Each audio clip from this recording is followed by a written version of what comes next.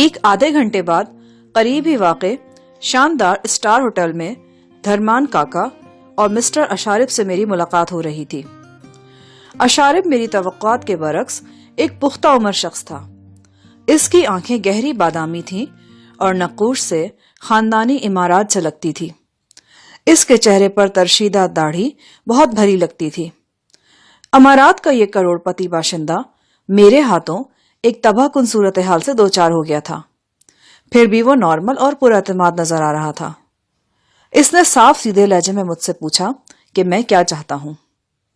آپ کیا دے سکتے ہیں مجھے؟ وہ بولا 20 لاکھ۔ میں نے کہا لنکا کلب میں تو جو کچھ اسٹور کیا گیا ہے اس کے مقابلے میں تو 20 لاکھ کی کوئی حیثیت نہیں، تو اس رقم کو دگنا کر لو۔ میں خاموش رہا۔ چلو تگنا کر لو۔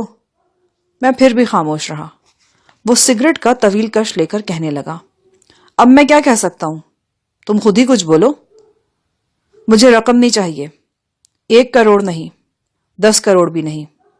تو پھر تمہیں شیخ عاصم صاحب کی دشمنی سے ہاتھ کھینچنا ہوگا۔ کیا مطلب؟ ایک ہو کے کرتا دھرتا شیخ اشارف کے چہرے پر رنگ سا آ کر گزر گیا۔ تم شیخ عاصم صاحب کو اس بم دھماکہ کیس میں پھنسانے کی کوشش کی تگودو کر رہے ہو، جس میں شاہی خاندان کے ایک فرد سمیت چند افراد ہلاک ہو گئے تھے۔ میں اس بحث میں نہیں پڑھنا چاہتا کہ شیخ عاصم اس جرم میں ملوث تھے یا نہیں۔ میں چاہتا ہوں کہ تم شیخ عاصم کو اس معاملے میں گھسیٹنے کی کوشش ترک کر دو۔ جتنے بھی تحریری، تصویری یا زبانی ثبوت تم نے جمع کیے ہیں وہ سب مٹانا ہوں گے، بالکل ملیامیٹ کرنا ہوگا انہیں۔ اشارف بہت گہری نظروں سے مجھے دیکھ رہا تھا۔ اس کی بظاہر پرسکون آنکھوں کے نیچے خیالات کا بلاخیز تلاطم تھا۔ چند لمحے ہم دونوں کے درمیان بے حد بوجھل خاموشی طاری رہی، پھر وہ ٹھہری ہوئی آواز میں بولا، یہ بہت بڑی قیمت ہے۔ جس چیز کی یہ قیمت ہے وہ بھی تو بہت قیمتی ہے۔ لنکا کلب کے بیسمنٹ پر پولیس کا اگر چھاپا پڑ گیا تو ایک کی کمر ٹوٹ جائے گی۔ میرے اور شیخ اشارف کے درمیان یہ انتہائی سنگین نوعیت کی گفتگو 5-10 منٹ جاری رہی۔ کسی وقت دھرمان کاکا بھی ایک آدھ جملہ بولتا رہا۔ وہ دونوں اپنی اپنی جگہ انتہا درجے کے گھاگ اور دل گردے والے شخص تھے، لیکن حالات کی کروٹ نے ان کی پیشانیاں عرق آلود کر رکھی تھیں۔ وہ جانتے تھے کہ میرا پلہ بھاری ہے۔ میں پورا انتظام کر کے آیا تھا۔ زری گل اور راکیش سنگھے اسی فلیٹ میں موجود تھے جہاں سے میں نے دھرمان کو فون کیا تھا۔ میں نے کاکا سے گفتگو کے بعد انہیں واشکاف الفاظ میں بتا دیا تھا کہ انہیں کیا کرنا ہے۔ فلیٹ کی کھڑکی میں سے انہیں لنکا کلب صاف نظر آ رہا تھا۔ اگر انہیں شک پڑتا کہ کلب میں سے سامان نکالنے کی کوشش کی جا رہی ہے تو وہ فوراً مجھے اسٹار ہوٹل کے نمبر پر رنگ کر دیتے۔ اسٹار ہوٹل میں اپنا رابطہ نمبر یہاں میں نے پہنچتے ہی بذریعہ فون سنگھے کو لکھوا دیا تھا۔ اگر میں 1-1.5 گھنٹے کے اندر واپس نہ پہنچتا یا بذریعہ فون انہیں اپنی خیریت کی اطلاع نہ دیتا تو وہ پولیس کو مطلع کرنے کے لیے آزاد تھے۔ شیخ اشارف نے مجھ سے 5 منٹ کی مہلت لی اور کمرے سے باہر جا کر دھرمان کاکا سے صلاح مشورہ کیا۔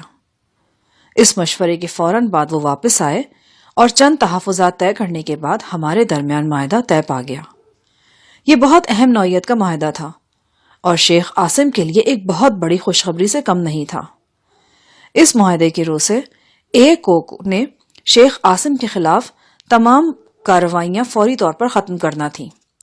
بم دھماکے کے حوالے سے شیخ عاصم کے خلاف جتنے بھی حقیقی یا جعلی ثبوت کے پاس تھے وہ دوپہر 1 بجے تک میرے حوالے کیے جانے تھے، اور گواہوں کو پابند کیا جانا تھا کہ وہ عدالت میں شیخ عاصم کے خلاف بیان نہیں دیں گے اور آئندہ بھی اپنی زبان بند رکھیں گے۔ شیخ اشارف نے حلفیہ اعلان کیا کہ وہ اس کیس کے حوالے سے آئندہ بھی کوئی سرگرمی نہیں دکھائے گا۔ ان شرائط کے علاوہ میں نے 3 اور اہم شرائط بھی دھرمان کاکا اور اشارف سے منوائیں۔ پہلی 2 شرطیں رائفل مین تانگورے کے بارے میں تھیں۔ تانگورے ابھی تک لنکا کلب کے بیسمنٹ میں تھا۔ کاکا کو دوپہر 1 بجے تک اسے چھوڑ دینا تھا۔ دوسری شرط اس چوٹ کے بارے میں تھی جو تانگورے کو کاکا کے کارندوں کے ہاتھوں لگی تھی اور جس کے نتیجے میں اس کا اسپورٹس کریئر تباہ ہو گیا تھا۔ اس چوٹ کے ہر جانے میں اشارف اینڈ کو یعنی کو 50,000 امریکی ڈالر تانگورے کو ادا کرنے تھے۔ تیسری شرط کا تعلق آروشی سے تھا۔ میں نے دھرمان کاکا سے وعدہ لیا کہ وہ آروشی کا پیچھا چھوڑ دے گا اور اگر وہ سری لنکا سے باہر بھی جانا چاہے تو اس کے راستے میں رکاوٹ نہیں ڈالے گا۔ اس موقع پر کاکا نے اعتراض کیا، اس لڑکی کا زیر بحث معاملے سے کوئی تعلق نہیں، وہ لڑکی ہمارے گروہ کی ہے اور اس کا معاملہ ہمارا اندرونی معاملہ ہے۔ وہ لڑکی تمہارے گروہ کی نہیں، وہ تمہاری بلیک میلنگ کا شکار ہے اور اس کا تعلق زیر بحث معاملے سے ہے کیونکہ اس کا تعلق مجھ سے ہے۔ تم صرف اس لیے اسے سزا دینے پر تلے ہوئے ہو کہ اس نے مجھے تمہارے کردار سے آگاہ کیا تھا اور بتایا تھا کہ تمہارا گروہ اسے کس طرح بلیک میل کر رہا ہے۔ یہی گناہ ہے جس کی پاداش میں تم اسے دبئی پیلس سے اغوا کرانے کی کوشش کر چکے ہو اور مڈ نائٹ میں اس سے اریاں رقص کروانا چاہتے ہو۔ اس معاملے میں میرے اور کاکا کے درمیان تھوڑی سی گرما گرمی ہوئی، لیکن پھر کاکا کو گھٹنے ٹیکنے پڑے۔ اس کا ولی نعمت شیخ اشارب سخت ترین مصیبت میں تھا اور کاکا ایک چھوٹی سی ضد کر کے ان مذاکرات کی ناکامی کا خطرہ نہیں مول لے سکتا تھا۔ گفتگو کی میز پر میں ان دونوں کو پچھاڑ چکا تھا اور اب وہ صرف ہاتھ پاؤں مار رہے تھے۔ 1 گھنٹے کے اندر معاملات طے ہو گئے اور میں نے راکیش سنگھ کو فون کر دیا کہ میں اسٹار ہوٹل سے روانہ ہو کر واپس آ رہا ہوں۔ اس کے بعد کی تمام کارروائی تیزی سے مکمل ہو گئی۔ سپہر 2 بجے تک شیخ اشارب نے شیخ عاصم اور زاکوان کے تعلق کے بارے میں تمام دستاویزی ثبوت مجھے فراہم کر دیے۔ ان میں شیخ عاصم اور زاکوان کی تصویریں اور ان کے نیگیٹوز بھی شامل تھے۔ شیخ عاصم کے ہاتھ کی لکھی ہوئی ایک چٹ اور اس کے کرنٹ اکاؤنٹ کے 2 چیک بھی اہم ثبوتوں میں شمار کیے جا سکتے تھے۔ میں نے قانون پڑھ رکھا تھا۔ ان دستاویزات کی اہمیت کا اندازہ لگانا میرے لیے مشکل نہیں تھا۔ یہ ثبوت شیخ عاصم کی آزادی کے پر کاٹ کر اس کی زندگی اجیرن کر سکتے تھے۔ میں نے تنہائی میں بیٹھ کر غور سے ان دستاویزات کا معائنہ کیا۔ حتمی نتیجہ نکالنا مشکل تھا، لیکن یوں محسوس ہوتا تھا کہ شیخ عاصم کے جرم کو بڑھا چڑھا کر بیان کرنے کی کامیاب کوشش کی جا رہی تھی۔ شیخ اشارب کون تھا اور کیا تھا، میں اس بارے میں زیادہ نہیں جانتا تھا، لیکن میں اتنا جان گیا تھا کہ وہ ان لوگوں میں سے ہے جو جرم اور گناہ کے کاروبار میں بھی وعدے کا پاس کرتے ہیں۔ مجھے یقین تھا کہ اس نے معاہدے کی روح سے تمام شواہد میرے حوالے کر دیے ہیں اور کم از کم اس بم کیس کے حوالے سے وہ شیخ عاصم کو کبھی انوکھی لاک لگانے کی کوشش نہیں کرے گا۔ اسٹار ہوٹل کی پارکنگ میں ہی تانگورے کو بھی میرے حوالے کر دیا گیا۔ میں اسے واپس لے کر سنگھے اور زری کے پاس فلیٹ میں آ گیا۔ تانگورے کے ساتھ ایک بریف کیس بھی تھا جس میں 50,000 امریکی ڈالر کیش کی صورت میں موجود تھے۔ منظر ایک بار پھر سرسبز و شاداب دبئی پیلس کا تھا۔ میں پیلس کے شاندار ڈرائنگ روم میں غزالہ کے روبرو بیٹھا تھا۔ کھڑکیوں سے باہر ببون بیلیں مہک رہی تھیں اور رجنی گندھا کی سفید کلیوں پر سری لنکا کی خاموش بارش تواتر سے گر رہی تھی۔ اسی کھڑکی سے پار دور وہ سبزہ زار نظر آ رہا تھا جہاں میں دستانہ بند ہاتھوں کے ساتھ گھاس کاٹتا رہا تھا، اور وہ درخت بھی نظر آ رہے تھے جہاں مجھے الٹا لٹکا کر چمڑے کی پیٹیوں سے مارا گیا تھا۔ لیکن آج صورتحال مختلف تھی۔ آج میں مجرم کی حیثیت سے نہیں، ایک محسن کی حیثیت سے غزالہ کے سامنے بیٹھا تھا۔ اس کی حسین آنکھوں میں تشکر کے آنسو تھے اور چہرے پر دل گداز ملائمت۔ ہمارے سامنے میز پر وہ بریف کیس رکھا تھا جس میں بم کیس کے حوالے سے شیخ عاصم اور زاکوان کے خلاف جان لیوا ثبوت موجود تھے۔ شاہ جہان، میری سمجھ میں نہیں آ رہا کہ میں کن الفاظ میں آپ کا شکریہ ادا کروں۔ بائی گاڈ، مجھے سمجھ نہیں آ رہا۔ شکریہ وہاں ادا کیا جاتا ہے جہاں تکلف ہو۔ یہ میری ذمہ داری تھی جو میں نے پوری کی۔ ہاں، ایک بات میں تم سے ضرور پوچھنا چاہوں گا اور مجھے امید ہے کہ تم اس کا ٹھیک جواب دو گی۔ وہ سوالیہ نظروں سے میری طرف دیکھنے لگی۔ شیخ عاصم اس وقت دبئی پیلس میں موجود نہیں تھا۔ وہ کسی ارجنٹ کام سے کولمبو گیا ہوا تھا۔ غزالہ، شیخ تمہارا شوہر ہے اور تم اس کی بیوی ہو۔ مجھے تمہارے ذاتی معاملات میں دخل دینے کا حق نہیں، لیکن بچپن کے ساتھی اور ہمدرد کی حیثیت سے مجھے تمہارے بارے میں اندیشے لاحق ہیں۔ بے شک فی الوقت شیخ عاصم ایک بہترین شوہر کی حیثیت سے تمہارے سامنے ہیں، لیکن کیا یہ صورتحال ہمیشہ برقرار رہے گی؟ کیا کچھ وقت گزرنے کے بعد شیخ عاصم کا کوئی دوسرا روپ تو سامنے نہیں آ جائے گا؟ اور کیا تمہیں یقین ہے کہ وہ جلد یا بدیر فریال کو چھوڑنے پر رضامند ہو جائے گا؟ غزالہ خاموش رہی۔ میرا خیال ہے تم میری بات سمجھ رہی ہو۔ بے شک شیخ عاصم ایک طاقتور اور بالادست شخص ہے، لیکن اس وقت اس کی تمام بالادستی اس بریف کیس میں بند ہے۔ میں اس سے سودے بازی کرنا چاہتا ہوں، سودے بازی کر سکتا ہوں، اسے مجبور کر سکتا ہوں کہ وہ مجھے نہیں تو کم از کم فریال کو چھوڑ دے۔ میں اس بریف کیس میں سے تمہارے بارے میں بھی تحفظات اور ضمانتیں حاصل کر سکتا ہوں، لیکن آخری فیصلہ تمہیں کو کرنا ہے۔ مجھے ٹھنڈے دل و دماغ سے سوچ کر بتاؤ کہ کیا یہ تمام ثبوت مجھے جوں کہ توں شیخ عاصم کے حوالے کر دینے چاہیے؟ فیصلہ کرتے ہوئے اس بات کو بھی مد نظر رکھنا کہ اگر کل شیخ عاصم نے فریال کو چھوڑنے سے صاف انکار کر دیا تو میں اور تم کچھ نہیں کر سکیں گے۔ وہ گہری سانس لے کر بولی، میں آپ کی بات کا مطلب سمجھ رہی ہوں شاہ جہان۔ میری رائے میں یا تو کسی پر بھروسہ کیا جا سکتا ہے یا بالکل نہیں کیا جا سکتا، اور میں عاصم پر بھروسہ کر رہی ہوں۔ میں جانتی ہوں کہ ان کے اندر ایک نیک فطرت اور ٹوٹ کر محبت کرنے والا انسان موجود ہے۔ آپ سے ان کا سلوک سخت اور ناروا ضرور ہے، لیکن اس سلوک کے پیچھے جو کہانی ہے اس سے آپ بھی اچھی طرح آگاہ ہیں۔ آج مجھے یقین ہو گیا ہے کہ عاصم اپنے رویے پر نظر ثانی کرنے پر مجبور ہو جائیں گے۔ آپ نے جس طرح میرے اور ان کے لیے اپنی جان جوخم میں ڈالی ہے اور ایک کو نیچا دکھایا ہے، وہ متاثر ہوئے بغیر نہیں رہ سکیں گے۔ اور اس بات کا تو میں اپنی طرف سے یقین دلا سکتی ہوں کہ فریال کی رہائی اب صرف چند دن کی بات ہے۔ کل وہ اس بارے میں خود مجھ سے بات کر رہے تھے، کہہ رہے تھے کہ اب وہ فریال کو پابند رکھنے کی ضرورت محسوس نہیں کرتے۔ کھڑکی سے باہر بارش کی نرم پھواریں شیشوں پر دستک دے رہی تھیں۔ سبزہ سبز تر اور گلاب سرخ تر نظر آ رہے تھے۔ یوں لگتا تھا یہ رمجھم ہمیشہ جاری رہے گی، سال ہر سال، موسم در موسم یہ بارش برستی رہے گی، اور ہر شے اسی طرح ایک کیف انگیز کیفیت میں ڈوبی رہے گی۔ میں نے غزالہ کی آنکھوں میں جھانکا اور آہستگی سے پوچھا، ایک بات پوچھوں تم سے؟ پوچھئے۔ تم شیخ عاصم کے ساتھ خوش تو ہو نا؟ ہاں شاہ جہان، وہ بڑی احتیاط سے بولی۔ جب میں نے عاصم سے شادی کی تھی اس وقت شادی میری ضرورت تھی، لیکن اب عاصم کو قریب سے جاننے اور پرکھنے کے بعد مجھے یوں لگتا ہے جیسے میں ایک عرصے سے انہیں جانتی ہوں، انہیں پسند کرتی ہوں، وہ بھی مجھے بے انتہا چاہتے ہیں۔ گزرنے والے ہر دن کے ساتھ ان کے خلوص اور پیار میں اضافہ محسوس کرتی ہوں میں۔ وہ بہت بدل چکے ہیں شاہ جہان، تم شاید یقین نہ کرو، ان کے مزاج میں بہت بڑی تبدیلی آ چکی ہے۔ انہوں نے تمباکو نوشی اور ڈرنک بہت کم کر دی ہے۔ اب وہ ایک باقاعدہ اور پرسکون زندگی گزارنے کے خواہش مند ہیں۔ اس کے علاوہ غزالہ، تم جانتی ہو شیخ عاصم جس معاشرے اور ماحول میں رہتا ہے وہاں کثرت ازواج کی معمول کی بات ہے۔ لوگ وہاں پورے حرم آباد کرتے ہیں۔ مجھے یقین ہے کہ شیخ عاصم اس سے پہلے بھی ایک شادی کر چکا ہوگا۔ غزالہ کے چہرے پر ایک رنگ سا کے گزر گیا۔ بہرحال اس نے جلد ہی خود کو سنبھال لیا۔ میں اس بارے میں جانتی ہوں شاہ جہان، عاصم نے 1 سال پہلے ایک ماڈل گرل سے شادی کی تھی۔ اس کا تعلق اٹلی سے تھا۔ عاصم نے شادی سے پہلے مجھے اس کی تصویر دکھائی تھی۔ وہ لڑکی اب کہاں ہے؟ دبئی میں۔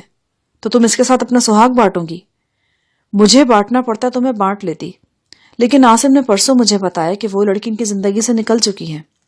کیا مطلب؟ غزالہ نے سائڈ ٹیبل کی دراز سے ایک انگلش میگزین نکالا اور چند صفحے الٹ کر میرے سامنے رکھ دیا۔ دبئی سے نکلنے والے اس میگزین میں شیخ عاصم کے بارے میں خبر چھپی تھی۔ لکھا تھا، مشہور صنعت کار مسٹر عاصم ابن ارشد پاکستانی دوشیزہ کی محبت میں گرفتار، شادی کے بعد پہلی بیوی ماڈل گرل سوزی کو طلاق دے دی۔ سوزی نے حق مہر کی رقم 1.5 لاکھ امریکی ڈالر وصول کر لیے، مزید وصولیوں کے لیے عدالت سے وہ رجوع کرے گی۔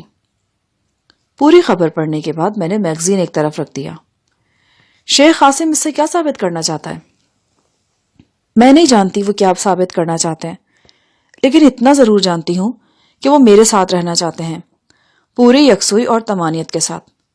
میں تصور نہیں کر سکتی تھی شاہ جہان کہ وہ مجھے اتنی اہمیت دیں گے، اس طرح میرا مان بڑھائیں گے؟ میں کیا تھی؟ ایک بدماش شوہر کے پلے سے بندھی ہوئی مجبور عورت جو اپنی مرضی سے مر سکتی تھی نہ جی سکتی تھی۔ تم کیا جانو غزالہ کہ تم کیا ہو؟ میں نے دل میں کہا۔ شیخ تو پھر جیتا جاگتا انسان ہے، کوئی پتھر بھی ہوتا تو تمہاری سحر کا رفاقت کی حدت سے جی اٹھتا۔ شیخ اپنی قسمت پر 1000 سال بھی رشک کرے تو کم ہے۔ میرے دل میں ایک عجیب اداسی سی بھر گئی۔ میں اس اداسی کو کوئی نام نہیں دے سکتا تھا۔ یوں لگتا تھا کوئی کانچ سی نازک شے ریزہ ریزہ ہو کر سینے میں بکھر رہی ہے۔ دل چاہا کہ میرے پر ہوں اور میں اڑ کر غزالہ سے بہت دور چلا جاؤں۔ میرے پر نہیں تھے لیکن پاؤں تو تھے۔ میں چل کر ڈرائنگ روم سے نکل آیا۔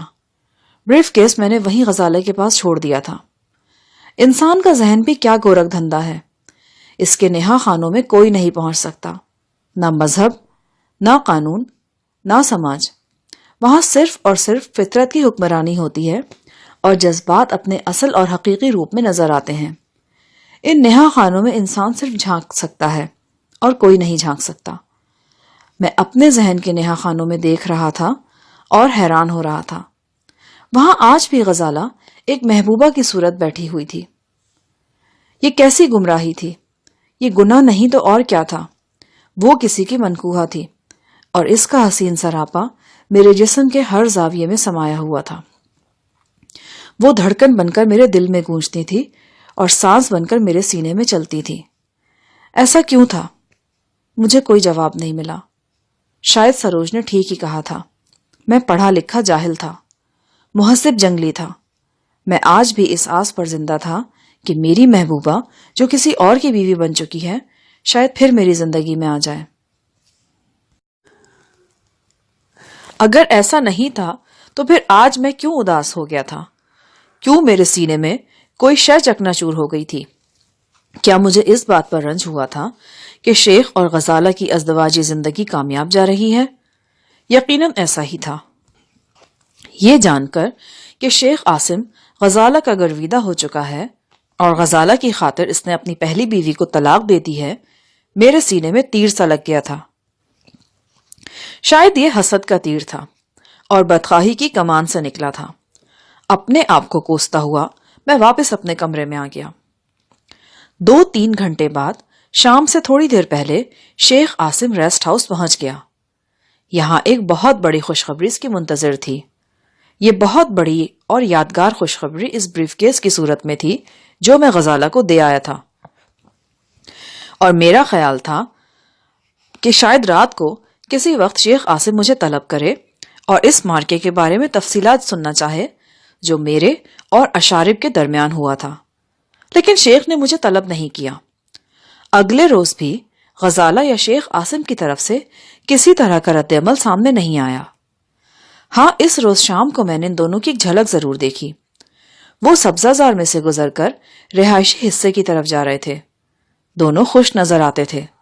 سری لنکا آنے کے بعد پہلی مرتبہ مجھے شیخ عاصم کے چہرے پر بشاشت نظر آئی۔ وہ کسی مقناطیس کی طرح غزالہ سے چپک کر چل رہا تھا۔ اگلے 2 روز بھی اسی طرح گزر گئے۔ سروج میرے اور زری گل کے ساتھ ہی ریسٹ ہاؤس میں واپس آ گئی تھی۔ وہ آروشی کے ساتھ اسی کے کمرے میں ٹھہری ہوئی تھی۔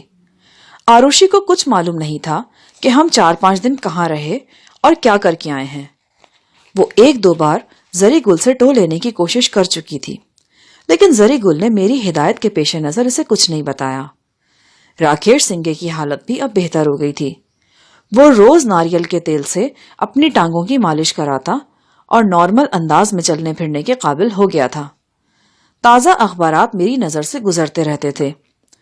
خبروں میں آئیوری اور کھالوں کے ناجائز کاروبار کے بارے میں بھی خبریں آ رہی تھیں۔ پولیس نے ملک کے طول و عرض میں بہت سے سیل پوائنٹس اور گفٹ شاپ پر چھاپے مارے۔ یہ کارروائی بڑے منظم طریقے سے کی گئی، لیکن کوئی بڑی کامیابی حاصل نہیں ہوئی۔ صحافتی حلقوں نے خیال ظاہر کیا تھا کہ مجرم پہلے سے ہی باخبر ہو چکے تھے اور انہوں نے تمام ناجائز سامان مارکیٹ سے اٹھوا لیا تھا۔ پولیس کی نااہلی پر لے دے ہو رہی تھی اور ساتھ ساتھ ان خبروں کی باسکٹ بھی سنائی دے رہی تھی جن کا موضوع سب انسپیکٹر دامودر اور انسپیکٹر شاد کی موت تھا۔ وائلڈ لائف ریزرو میں ہونے والے یہ دونوں حادثات عام و خاص کی توجہ کا مرکز تھے۔ سب سے دلچسپ خبر لنکا کلب کے حوالے سے سامنے آئی تھی۔ اس خبر میں محفل رقص و سرور پر بندروں کے شب خون کا تذکرہ تھا۔ اس شب خون میں کوئی 4 درجن مرد و زن زخمی ہوئے تھے اور کلب کو زبردست مالی نقصان ہوا تھا۔ کلب کی انتظامیہ نے بیان دیا تھا کہ یہ بندر ایک ٹرک میں سوار تھے۔ ٹرک ڈرائیور شراب پینے کے لیے کلب میں داخل ہو گیا۔ ٹرک کا عقبی دروازہ کسی وجہ سے کھل گیا اور بندر، جنہیں چھپا کر پورٹ کی طرف لے جایا جا رہا تھا، اتر کر کلب میں گھس گئے۔ لنکا کلب کے اس تازہ ترین واقعے نے لوگوں کی جلتی پر تیل کا کام کیا اور وہ وائلڈ لائف ڈپارٹمنٹ پر سخت لان تان کر رہے تھے۔ اگر ہم وائلڈ لائف کے جرموں کو قانون کی گرفت میں لاتے تو یقیناً ایک بہت بڑا کام ہوتا اور مجھے یہ کام کر کے خوشی بھی ہوتی، لیکن کبھی کبھی انسان کو اپنی خواہش اور اپنے دل کی آواز کے خلاف بھی چلنا پڑتا ہے۔ مجبوریوں کے گرداب میں پھنس کر اپنے اخلاقی ضابطے خود ہی تاراج کرنے پڑ جاتے ہیں۔ میں نے بھی یہ کڑوا کسیلا گھونٹ مجبوری کے تحت پیا تھا اور او والوں کو قانون کے حوالے کرنے کے بجائے ان سے سودے بازی کی تھی۔ تاہم مجھے یقین تھا کہ سری لنکا سے اب اس کاروبار کا بوریا بستر گول ہو رہا ہے۔ صبح بے حد نکھری ہوئی اور چمکیلی تھی۔ کئی دن کی لگاتار بارش کے بعد ہر چیز دھل دھلا کر صاف ہو گئی تھی۔ میں بیدار ہونے کے بعد بھی بستر پر ہی لیٹا رہا۔ کھڑکیوں سے باہر پام کے بلند و بالا درخت سنہری دھوپ میں ساکت کھڑے تھے۔ برآمدے کی طرف سے مجھے زری گل کی آواز آئی۔ وہ آروشی سے مصروف گفتگو تھا۔ ادھر کرم ایجنسی میں ہمارا بہت سا زمین ہے، کوئی 10-12 ایکڑ کے قریب۔ ہم اس پر ایک بہت بڑا فلم اسٹوڈیو بنائے گا۔ اگر لاہور اور کراچی میں فلم اسٹوڈیو بن سکتا ہے تو کرم ایجنسی میں کیوں نہیں بن سکتا؟ اس اسٹوڈیو کا افتتاح میں تم کو بھی ضرور بلائے گا اور اس کا افتتاح سدھیر صاحب اپنے دستے مبارک سے کرے گا۔ سدھیر صاحب کو جانتے ہو آپ؟ کون سودھیر؟ سودھیر نہیں، سدھیر، لالا سدھیر، ہمارے ملک کا بہت بڑا ایکٹر۔ نہیں جانتا، ہم بس تھوڑا دلیپ کمار کو جانتا۔ او خدایا، تم نے دلیپ کا نام لے کر ہمارا تن بدن میں آگ لگا دیا۔ تم کو کیا پتا ہمارا ملک میں کیسا کیسا شیر دل ایکٹر ہے۔ دلیپ تو ان کے گھونسے کا بھی مار نہیں۔ تم نے جگی ملک کا نام سنا ہے؟ نہیں سنا۔ ہم نے کئی بار سوچا کہ تم کو اپنے ملک کے تمام بڑے بڑے شہزور ایکٹروں کے نام بتائے، لیکن جب ہم تم کو دیکھتا اور تمہارا پیارا پیارا ہنسی سنتا تو ہم سب کچھ بھول جاتا۔ ایک بات بتاؤ، تم نے ایسا خوبصورت ہنسی کہاں سے سیکھا ہے؟ ہنسی، you mean smile? Yes, smiling can not be taught, it's a God gift. ہمارا مطلب ہنسی خدا بتاتا۔ خدا تم کو سب کچھ بتاتا، ہم کو کچھ نہیں بتاتا۔ زری گل مایوسی سے بڑبڑایا۔ آروشی ایک خوبصورت جسم اور پاکیزہ روح کی مالک لڑکی تھی۔ میں یہ سوچ کر لرز جاتا تھا کہ کاکا اور اس کے گنڈے نہ جانے اس کا کیا حشر کریں گے، لیکن اب شیخ اشارب سے معاہدے کے بعد مجھے یقین ہو گیا تھا کہ وہ کاکا کے دستے برد سے محفوظ رہے گی۔ بہرحال آروشی کے سلسلے میں مجھے غزالہ سے بہت شکوہ تھا۔ میری درخواست کے باوجود اس نے اپنے شوہر کو آروشی کے بارے میں سب کچھ بتا ڈالا تھا۔ کچھ بھی تھا، اب شیخ عاصم کی نظروں میں آروشی ایک قابل اعتماد ملازمہ نہیں رہی تھی۔ میں نے سوچا تھا کہ ریسٹ ہاؤس واپس پہنچ کر غزالہ سے اس بارے میں پوچھوں گا، لیکن اب ارادہ ترک کر دیا تھا۔ پوچھنے کا فائدہ ہی کیا تھا؟ غزالہ کو اپنے شوہر کی خوشنودی ہر چیز سے زیادہ عزیز تھی۔ ایک مشرقی بیوی کی حیثیت سے وہ اپنے اور اپنے شوہر کے درمیان کوئی پردہ نہیں رکھنا چاہتی تھی، لہٰذا اس نے شوہر سے آروشی کا ذکر خیر بھی کر دیا تھا۔ اچانک ایک آواز نے مجھے بری طرح چونکایا۔ زری گل نے حیرت بھرے لہجے میں کسی کو آپ کہہ کر مخاطب کیا تھا۔ میں بستر سے اتر کر دروازے کی طرف بڑھا، لیکن اس سے پہلے کہ دروازہ کھولتا، دروازہ خود بخود کھلا اور میں پتھر کا بت بنا رہ گیا۔ میرے سامنے فریال کھڑی تھی، فریال جس کے غم نے کئی ماہ سے میری راتوں کی نیند حرام کر رکھی تھی، جس کی چیخیں میں نے فون پر سنی تھی اور جس کی بے بسی کا تصور مجھے پل پل تڑپاتا رہا تھا۔ وہ سفید شلوار قمیض میں تھی، سر پر دوپٹہ تھا، پہلے سے کچھ دبلی اور زرد ہو گئی تھی۔